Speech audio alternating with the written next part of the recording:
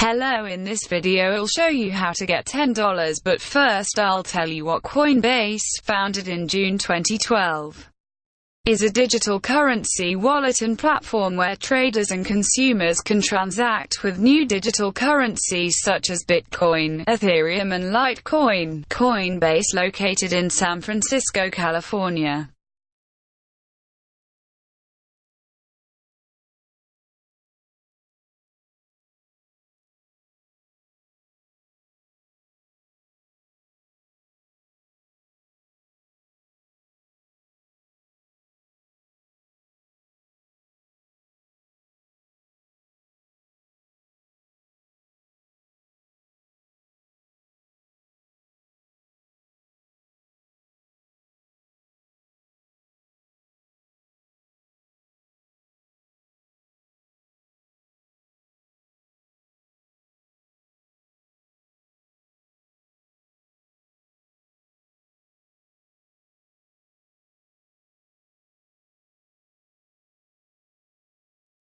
You need to sign up via my link below to find a description of my link, otherwise you won't get $10.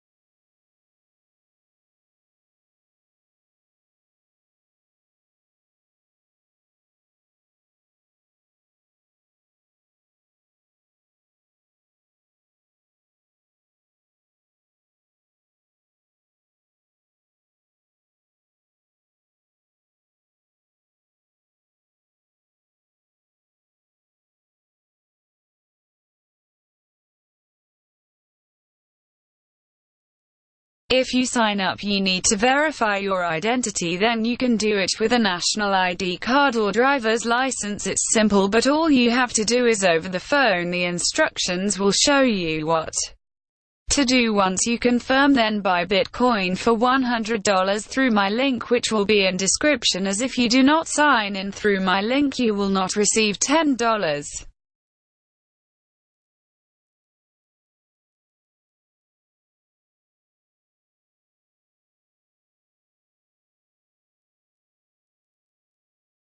Now I will show you a video where one of the Coinbase employees speaks, and this is proof that Coinbase is legit. Good evening, everyone. My name is Brian Armstrong. I'm the co-founder and CEO of Coinbase, and I want to tell you a little bit about what we're all about as a company, where we're going in the next 10 years, and how we're going to actually get there. So we call that our mission, vision, and strategy. And I'm going to start off by just telling you a story. So when I was in college, I started a company with my roommate. It was a tutoring company. We got a bank account set up. We started to have some money flowing through it. And one day I got a call from the bank. They started asking me all these scary questions. Are you an aggregator of funds? Are you a high-risk merchant? Do you have this policy and procedure in place? And do you have this license? And I was kind of taken aback. I mean, I almost felt like I was being treated like a criminal or something. I felt like I was trying to do something good for the world, and suddenly I was facing this inquisition of questions. Fast forward a few years later, I was a software engineer at Airbnb. We were moving money to 190 countries all over the world. And this is a photo of Cuba, of Havana. One day somebody came and they tapped me on the shoulder and they said, "We need to turn off all the listings in Cuba." And I was kind of upset about that, because these were people who had opened their homes to strangers from all over the world. And there was this rule, this regulation that US companies, we couldn't do business with them, and we had to turn them all off and affect their livelihood. So throughout my life, this was just two small examples, but there were many little examples like this, whether it was, something got messed up on my credit score, or I was trying to, I had a bank overdraft fee, or I was trying to send money somewhere and my credit card got declined. I always had this visceral sense that there was something really broken and kind of inefficient about the financial system. And it seemed just kind of like it wasn't keeping up with the rest of the world in terms of improving. It seemed like it was holding back innovation and people who were trying to do good things in the world. And so in 2010, I was home with my family for Thanksgiving. I was having kind of an introvert moment where I went off to my room to get away from everybody in my family for a little bit of alone time, and I started reading on the internet. I came across this paper, the Bitcoin white paper by Satoshi Nakamoto. And this spark kind of went off in my head. I was like, wow, this seems really important. Like, I didn't even really fully understand it the first time I read it, but it was talking about how the world could have something kind of like the internet that was decentralized and global, but instead of for moving information around, it was for moving value around and money around.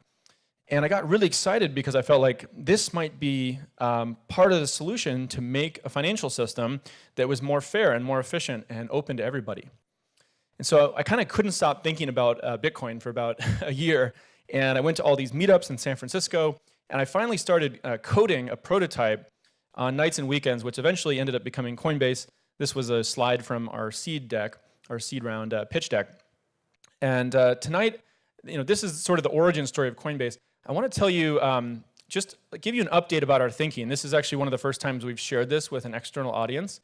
We're going to talk about just what we want to create in the world with this company, how we're actually going to get there, what are all the steps through these 3 sections. Okay, so I want to introduce you to this term, economic freedom.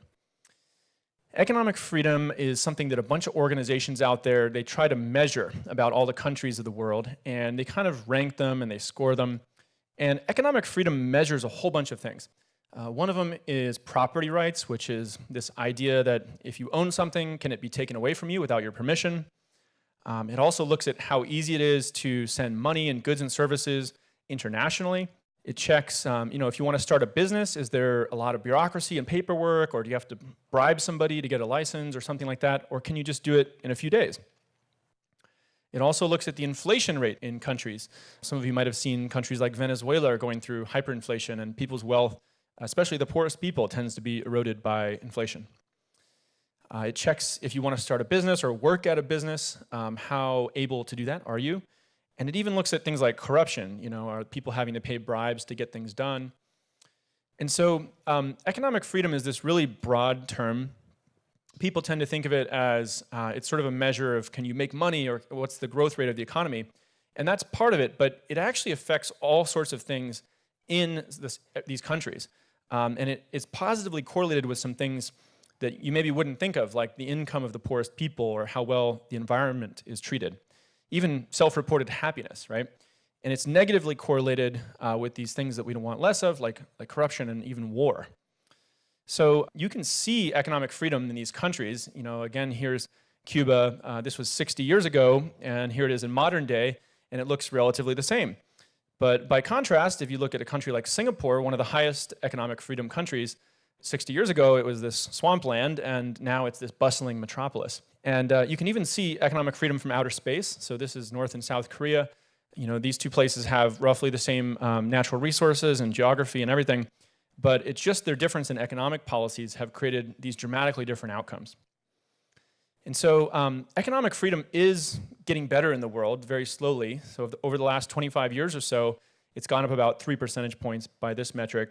But the vision for Coinbase is that we can actually change bend this curve and materially change the economic freedom of the entire world by what we're going to build. And that's what we're going to talk about next.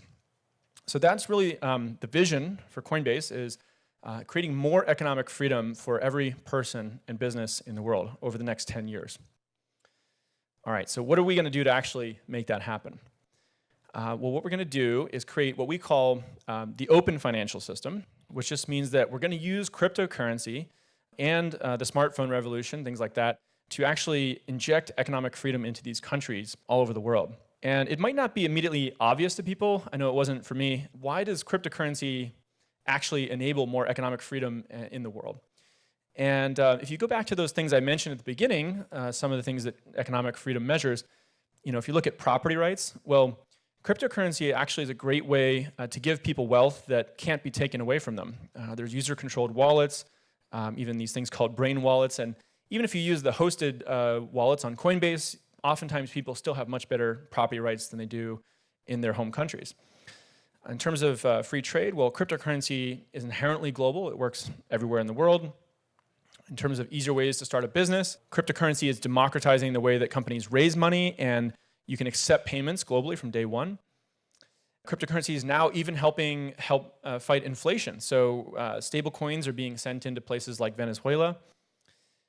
And people are able to start the companies that they want to start and work at them with smart contracts. Even corruption is being affected by cryptocurrency because there's also organizations where you want to have the entire thing be done out in the open, a public ledger, so that anybody can audit it to see where every payment's going. So cryptocurrency is a huge enabler of economic freedom, and it's also this other trend that's happening, which is the growth of smartphones. So increasingly, even the poorest people in the world have access to the internet and smartphones, and they can now have a bank in their pocket. That's really the opportunity. That's the secret that Coinbase is founded on, the belief that right now, at this moment in history, because cryptocurrency got invented and everybody in the world can have access to a smartphone, we can inject economic freedom really into all these countries around the world. So that's what we're actually building to make this vision a reality. We're going to help create that open financial system for the world. And I just want to go through the strategy now, because let's break that down. That's a pretty high level goal. There's really a few ways that we're going to make that happen.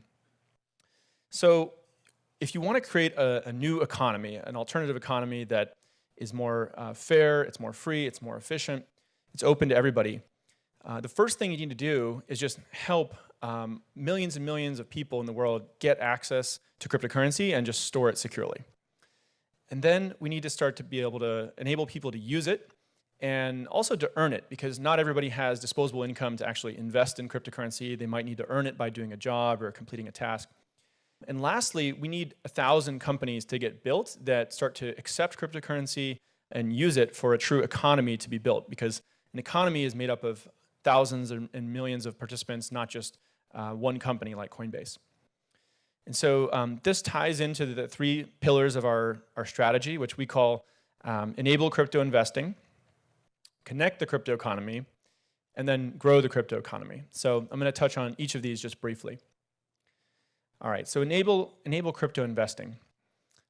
Still today, the primary way that people get into cryptocurrency, many of you in the audience, this is probably true for you, is someone told you about it and you decide to buy a little bit as an investment. And so most of the money in the world is tied up in fiat currencies, and one of our major roles at Coinbase is we're providing this very reliable, trusted, safe bridge between the traditional financial system and the crypto economy, so that a lot of the wealth that's tied up in the world can move into cryptocurrency. So that means we're a brokerage, we're an exchange, we're a custodian. Those are 3 of the businesses, products that we've built that have done really well, and those are kind of like a foundation for this economy, necessary infrastructure, if you will. And to make those successful over the coming 3, 5, and 10 years, we have a lot of work to do. I mean, we need to keep adding more and more assets to the platforms that our customers want to trade. There's going to be millions of these tokens out there as companies start to issue them to raise money and all kinds of things. We need to keep launching our products in more and more countries. So we're in about 100 countries today, but not with full functionality. And every country in the world needs a reliable bridge between fiat and crypto. We also just need to keep making cryptocurrency apps easier to use. It's still way too complicated if we're going to get to be 1 billion people using cryptocurrency. These little concepts like a private key or you're sending to an address, we need to keep making these easier and easier. So this is the first step, enabling crypto investing. Investing is really a solo activity. People buy it and they come back and they check their balance a couple times a month, or they might trade a little bit more. But an economy is not just about one person or each of these people in a silo. We need to start to connect them together. And that's what we mean by this second phase. It's actually taking the variety of products and services that Coinbase offers and beginning to connect them into that primary account where so many people today are holding their cryptocurrency. So we call this kind of an economic graph. It's sort of like a social graph, but instead of there being people sending messages and likes and things like that, there's people and companies, and the edges between them are things like send and receive, buy and sell. And we're adding new economic actions all the time, like borrow and lend, or spend and pay. So we've launched some products that help this start to happen. One of them is called Coinbase Earn. It allows people to actually earn cryptocurrency by completing small tasks, maybe in the future even getting a job that pays in cryptocurrency. And we also launched something called staking, which is a way for people to earn more cryptocurrency on their assets. With Coinbase Commerce, we've started to enable spending of crypto, whether it's at a point of sale here or it's online. We even launched a Coinbase debit card in the UK. So we're using that to kind of help people spend the crypto in their primary account. And on Coinbase Pro, we've enabled people to start to borrow and lend, or we will in the near future, which is another important action in any economy. You want people to be able to borrow and invest that way. So connecting the crypto economy is really about taking our suite of products, commerce and earn and things like that, and beginning to connect them into that primary account where 30 million people have signed up to hold their cryptocurrency with us. Okay, so the last pillar in this strategy is about growing the crypto economy in total. And this idea is really that Coinbase can't do it alone. There needs to be thousands of companies out there. And it's almost like when the internet first got started, there was some traditional companies that tried to make their way into the internet with varying degrees of success. But there was also this whole new crop of companies that were internet native, like the dot-coms is what they used to be called. Now it's almost every company is built, in Silicon Valley is built on the internet. And the same thing is already happening with cryptocurrency. We're seeing a whole new wave of startups that are built that are crypto native. They raised money with crypto. They're accepting crypto as maybe even the only form of payment that they accept. And so part of growing the crypto economy is investing, like I said. With Coinbase Ventures, we've now invested in about 50 or 60 of these companies. But we actually are going to enable entirely new ways of fundraising. There's things like security tokens are being created and initial exchange offerings, which is a way for new companies to raise money in cryptocurrency. We're also surfacing these third-party apps and companies. We're beginning to surface them into our products. So here's a screenshot of Coinbase Wallet, and you can browse to the dApps screen. A dApp is a decentralized app. And one of the most popular apps today is this app called Compound. So we're beginning to give people the ability to access any sort of application or company out there in the crypto economy, especially ones that we didn't create. And lastly, we're going to build this infrastructure, decentralized infrastructure, in a few ways. One is, this is a screenshot here, sort of a mock-up of what decentralized identity might look like, which is a really interesting topic. It's a way for people to control their own data and identity in the crypto economy. And we may even start to make available some of our internal APIs, almost like AWS for crypto, to the external world to help those companies, those startups, build on the infrastructure that we use to build our own products internally. So these are the three pillars in our strategy. You can see that each of our products actually fits into one of these pillars today. We're doing a lot of things. And even there in the bottom right, givecrypto.org is a nonprofit that we created, which is helping grow the crypto economy. There's going to be a lot of companies in the crypto economy, and I just want to touch on what I think we can do different and really contribute to this. So the first thing is that Coinbase has built a brand around trust. We've had 30 million people sign up that trust us to store their cryptocurrency. We're the largest custodian out there. And by really focusing on compliance from an early day, that enabled us to get these bank partnerships and the bridge into the traditional financial system. And we focused a lot on cybersecurity too. You've probably heard about all the challenges out there with crypto companies facing cybersecurity incidents. And I think we've become the best in the world at that. And so people really trust us. The second one is about a real focus on usability and quality. So as I mentioned earlier, cryptocurrency can be pretty intimidating and pretty difficult to use. And our goal is to get the next 100 million or more people to start to use cryptocurrency. It's got to be way simpler. And so I think we could go even much further than that, but we've probably built the best brand for that today. And lastly, people come to Coinbase because there's a whole bunch of products that they might want to use, and they actually all work together pretty well. And so we start to leverage our distribution between our products in a way that I think is really powerful. So this is our vision, our mission, our strategy. It's what we're all about as a company, what we're trying to create in the world, and how we're going to get there. And I guess I just want to wrap up by saying that we are just at the very beginning of this journey. So yes, we've got 30 million people who've signed up and have gotten a little bit of cryptocurrency with us. That's amazing.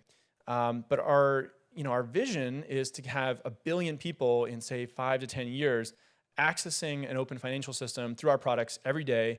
And when we've done that, we will have materially changed the economic freedom of the world, and we'll have bent the shape of that curve. So that's the vision that we're trying to create, and hopefully you all found it helpful. Thank you.